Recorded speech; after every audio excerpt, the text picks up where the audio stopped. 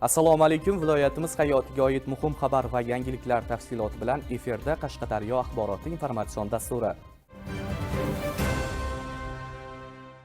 Hududlarning iqtisodiy salohiyatini oshirish, tadbirkorlikni rivojlantirish, yangi ish o'rinlari yaratish va xizmatlar sifatini yangi bosqichga olib chiqish borasida qator loyihalar amalga oshirilmoqda.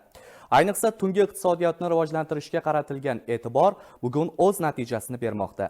24 soat rejimda faoliyat ko'rsatayotgan ko'chalarning tashkil etilishi aholiga qulaylik yaratish bilan birga turizmni rivojlantirishga, aholi farovonligini ta'minlashga xizmat qilmoqda. Davlatimiz rahbarining topshirig'iga asosan tungi iqtisodiyotni rivojlantirish, ko'chalarda jozibador va serqatnov turizm hamda xizmat ko'rsatish infratuzilmasini yaratishga alohida e'tibor qaratilmoqda. Bugun Qarshi shahrida 24/7 rejimda uzluksiz ishlaydigan maxsus ko'chalar soni 4 taga yetdi. Tuni-kun faoliyat ko'rsatadigan bu ko'ngil ochar ko'chalar shahar aholisi, mehmonlar, tadbirkorlar uchun ham katta imkoniyat va qulaylik bo'ldi.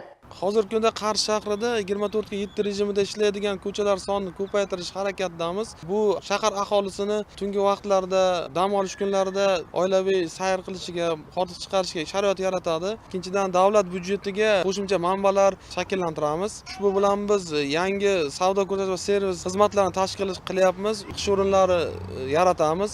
Aholining tadbirkorlikka jalb qilinadi. Hudud infrastrukturasi yaxshilanadi. Roguzar mahallasidan Anhor kanali oqib o'tadi. Ana shu kanalning ikki qirg'og'idagi ko'chalar yanada obod qilinib, fayzyob manzilga aylantirilmoqda. 1 kilometr 400 metr salomatlik yo'lagi qurildi. Ko'cha kengaytirilib, 700 metrlik qismi asfaltlashtirildi. Quyosh paneli 30 ta tungi yoritish chiroqlari o'rnatildi. Kanal ustiga 5 ta ko'prik, 3 ta charxpalak o'rnatildi.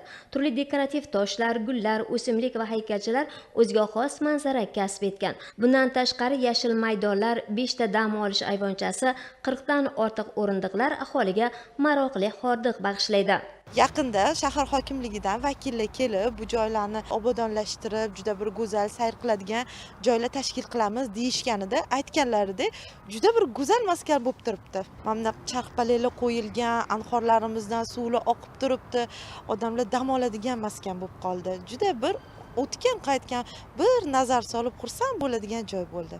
Oldin bu yerlarda juda bir qorong'u yurishga qo'rqardiganda, hozir esa mana tungi chiroqlarni qo'yib qo'yishgan, 24 soat ishlaydigan joyga aylandi. Qanaqangi go'zal qilib, bir xil qilib kafelar, do'konlar qurilyapti. Xudo xolisi juda ajoyib bir maskan bo'ladi. Ayni paytda ko'chada tuni-kun xizmatni yo'lga qo'yish maqsadida 40 ta yangi xizmat ko'rsatish va savdo obyektlari bunyod etilyapti.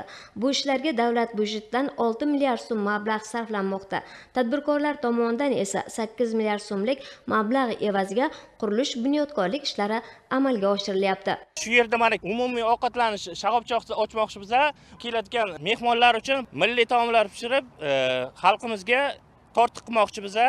Biz bu narsalardan juda xursandmiz. Mana shu yerning o'zida nechta tadbirkorlik subyektlari ishga tushmoqda.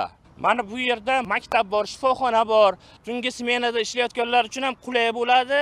Xalqimiz uchun tuni-kun xizmat ko'rsatishdan mamnunmiz.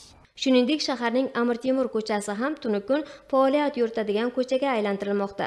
Ushbu ko'chada ko'p qavatli uylar, savdo majmualari, restoran, turli ko'ngilochar maskanlar, zamonaviy mehmonxonalarning mavjudligi shaharga tashrif buyuruvchi mehmonlar uchun katta qulaylik yaratadi. Ko'chada 10 dan ortiq tadbirkorlik subyekti tuni-kun ishlash tartibiga o'tkazildi. Yangi gastronomik manzillarning faoliyat boshlashi bilan 200 dan ortiq ish o'rinlari yaratildi. Tungi vaqtlar ham aholiga xizmat ko'rsatadi. Bu ko'chalar har tomonlama qulaylik tug'dirishi, ijtimoiy-iqtisodiy jihatdan foyda keltirishi va o'z navbatida odamlarga ko'tarinki kayfiyat ulashishi bilan ahamiyatli.